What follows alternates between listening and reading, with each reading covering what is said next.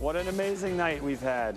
This is such a great event that demonstrates the incredible skill and professionalism of every member of our union.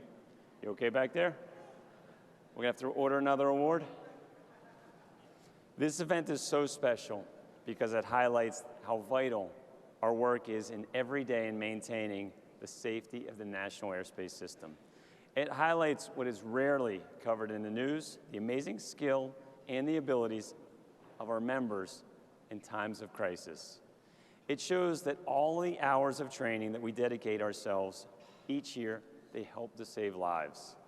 So join me in offering another round of applause to all the controllers and Region X members honored tonight.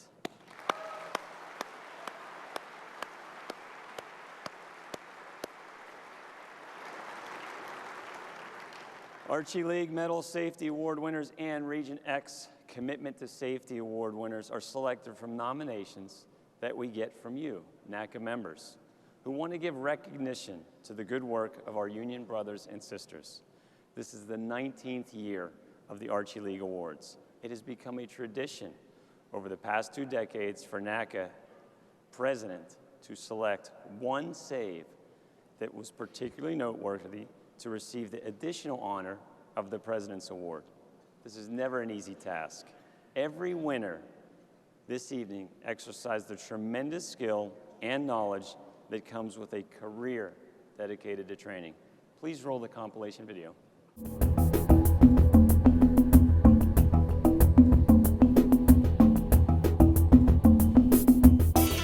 Pilot, can't see. Just watching your instruments, feeling all right? I'm just watching my instruments. Listen to you, 3-1 Yankee. Keep the climb going. You're going to be all right. 3-1 Yankee, glad you're on the ground. Awesome. So glad to hear it. Runway 3338, runway 13 right, on a point, traffic lines on the cross runway. On the way, 13 right. Runway 3338, stop. Southwest, go around. Going around, Southwest 4683. Alaska 946, clear for takeoff. 16 left, clear for takeoff. Alaska 946, cancel takeoff plans. 946, cancel takeoff. And fire engine on Bravo, stop. Can we get the nature of emergency? We've just got a compressor stalled in our engine. Could we have fire services in attendance, please? I'll roger that. Shamrock 13 Juliet, heavy runway 6, clear to land. We are all good. Just curious if you were hearing the radio calls for you for like the last 5-10 minutes. Negative, we had a total comms failure. We're navigating on Google Earth right now. I'll get you as low as I can and then you can visually see the airport. You want to try that? Affirmative. Contact Indy Center now on tree 0.05. You've got your oxygen mask, put that on. Sounds like you've got hypoxia there. Thanks for your help, Okay, good news, sir. Sunlight 512, turn right heading up 290. What heading you want us on? 290 now. Turn in 290. American 3, traffic at your 12 o'clock, you have in sight. Traffic time, Echo 3. Something is really wrong with the engine. It does appear that you are over I-35 at this time. If I see that the engine is about to blow up, I will try to land on the interstate. I-35 is off your right, and that will take you right to Cameron Airport. Okay, I see the airport.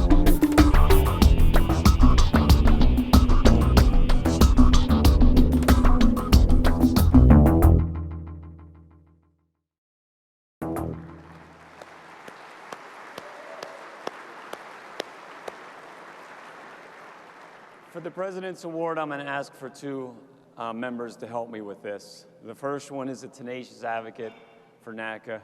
He's a friend. He's the Southern Region ARVP, and soon I'm proud to announce that he's going to be appointed as the Southern Region RVP. Dan McCabe, would you please come up?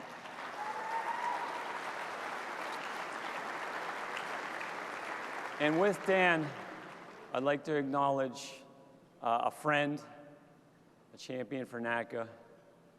I believe, and I was thinking about this back there, at every event I've ever been at, I think he's been there. He's a good friend. He is NATCA, and he's retiring in December. So I'd like to ask Jim Marinetti if you'd like to come up and present the final President's Award for NATCA.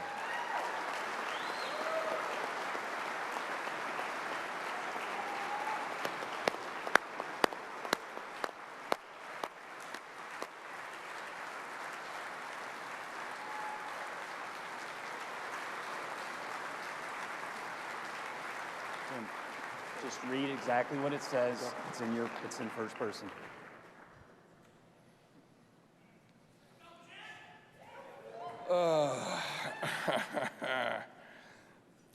Thank you, Rich. Hold on a minute. Did you change the page? Okay. And it's good enough font, right? I'm not going to riff. Just doing right as I was told. Crisis response becomes second nature. However, for 2023, the Save President Santa has selected for this additional award not only met this criteria, but this was an example of the seamless coordination of two separate controllers at different facilities. The Southern Region Archie League Medal of Safety Award winners, Bobby Morgan and Chip Flores, demonstrated incredible skill and calm under pressure.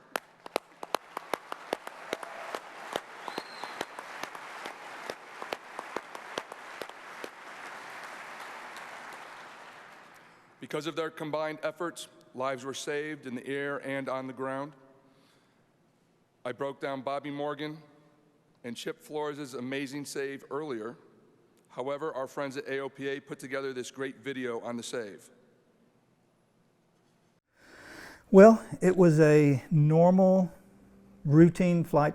Climbed up to 12,000 feet. Nice, beautiful day. Everything was going well. And then all of a sudden, I felt this really sharp pain in the right side of my head. And when that happened, it just felt something I've never felt before. So I told Russ and Darren, I said, guys, I don't feel good. And they said, what does that mean? I said, I don't know, but my head is killing me. The next thing I know, I remember Darren and Russ tapping me on the shoulder, saying, stay with us, Ken. And then that was it. Triple three, Lima Delta. Come in. Airman 333, Lima Delta, Fort Pierce Tower.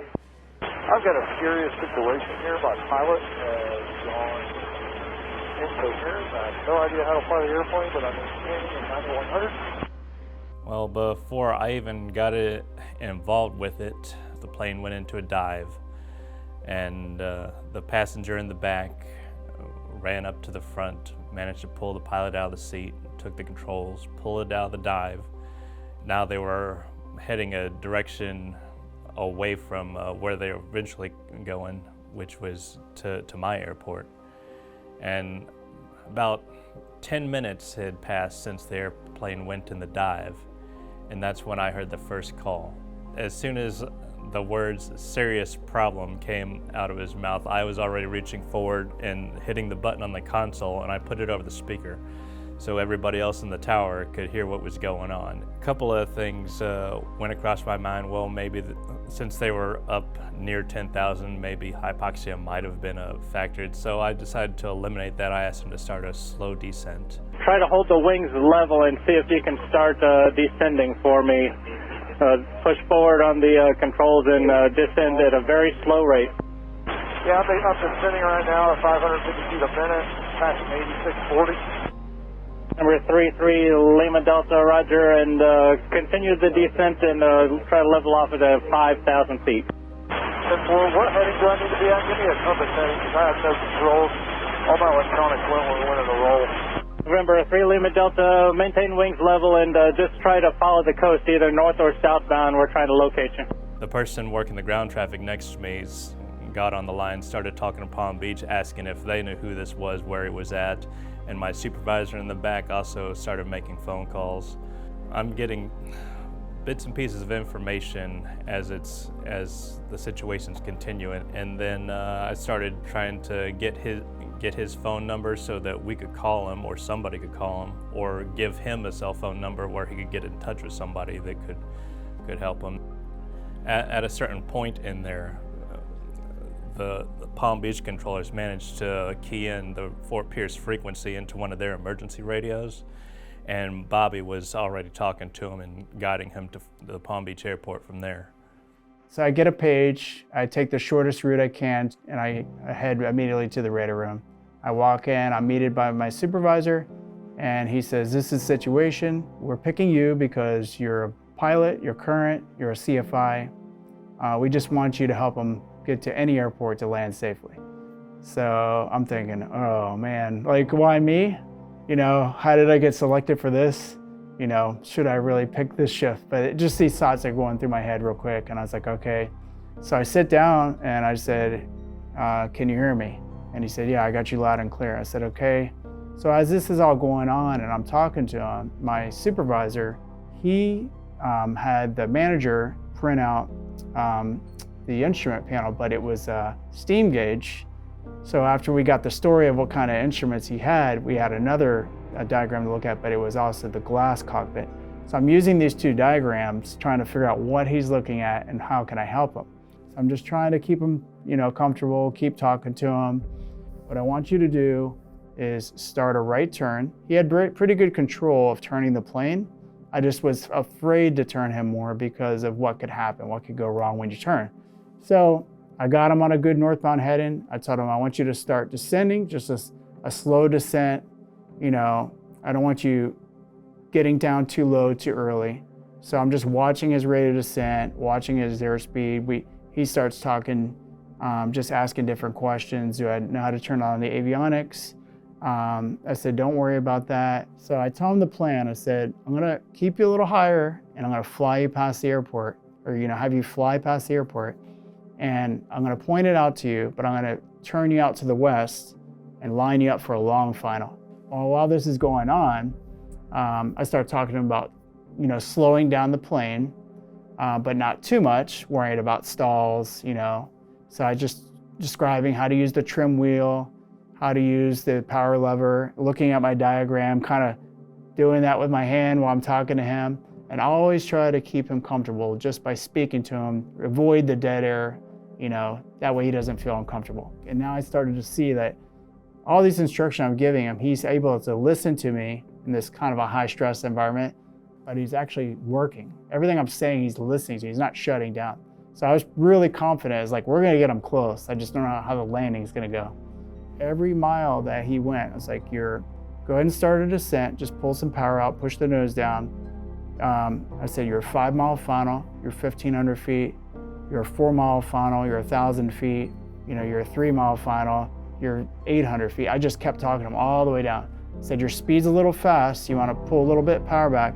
And the only other thing I did was I said, as you get closer, the runway's gonna look very narrow, but as you get in closer, it's gonna get wide. And as it gets very wide, that's when you're gonna wanna kind of pull your power back and kind of transition into landing. I kind of talked him into what would be a flare, what I could describe as a flare to him.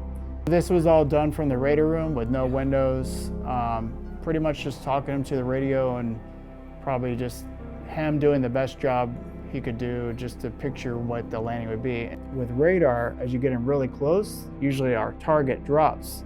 So I wasn't even thinking about the target dropping. I was just like talking in from the radar this whole time, and all of a sudden the target drops at 300 feet. And I was like, oh, that's my heart dropped because I thought he was gone.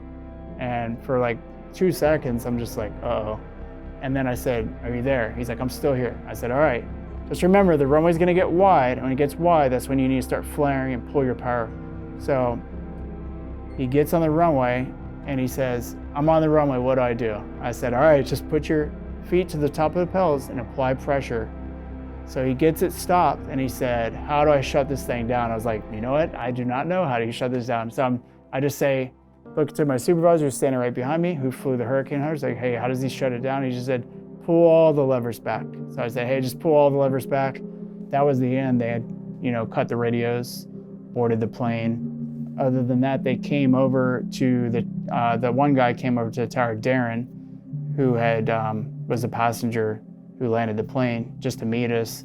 We hugged it out, took him for a quick tour, and that was the story that day. I was shocked, really shocked, just to be alive. Twice.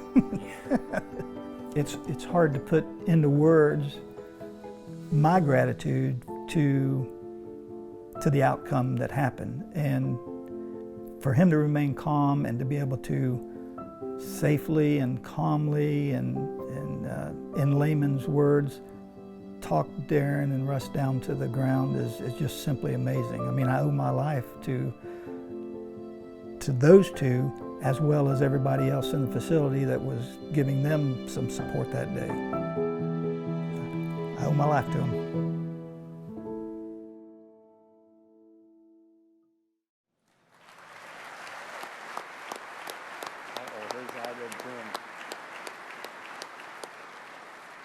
That is what we do. I am pleased that we can give the save and the controllers involved the additional recognition that it and they deserve.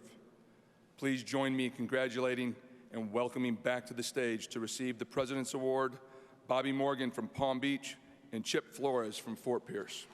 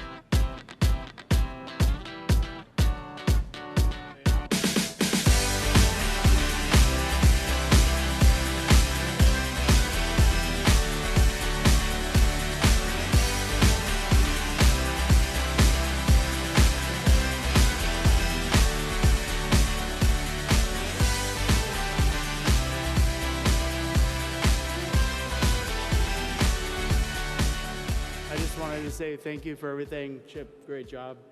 I hope I never have to do that again.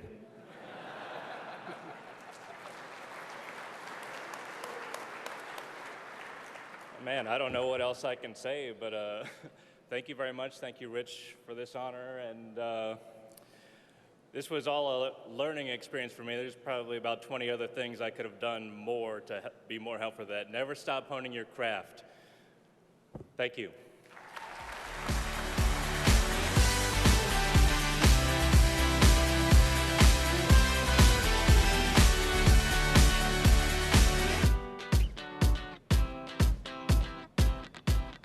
I will just leave you with a few parting words. Be safe going home under the watchful eye of our air traffic controllers. You know you're in good hands. Be kind every day, and have a great evening tonight. And that concludes 2023 Archie League Medal of Safety Awards. Thank you.